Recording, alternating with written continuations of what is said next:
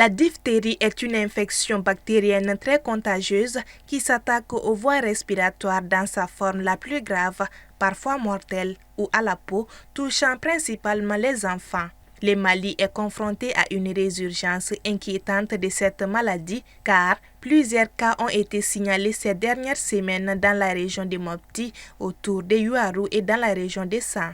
Depuis le début de l'année, c'est-à-dire de la première à la 40e semaine épidémiologique, nous avons enregistré au total 443 cas suspects de diphtérie, parmi lesquels 5 échantillons se sont révélés positifs et quelques cas de décès communautaires qui ont été enregistrés, principalement dans le district sanitaire de Yuarou, dans la région de Mopti.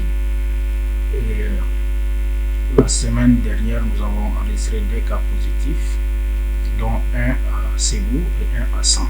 La majorité des cas concernent essentiellement les enfants de 5 à 14 ans, n'ayant pas complété leur vaccination de routine. La diphtérie est certes mortelle, mais elle peut être évitée grâce à un vaccin. Face à la menace de propagation, les autorités sanitaires sont en alerte maximale. Des missions d'investigation et de réponse ont été déployées dans les régions touchées afin de rechercher activement d'autres cas et assurer leur prise en charge. La surveillance épidémiologique a été renforcée à tous les niveaux, y compris les points d'entrée, avec l'envoi des directives techniques nationales, et des vaccins ont été également acheminés pour la riposte vaccinale.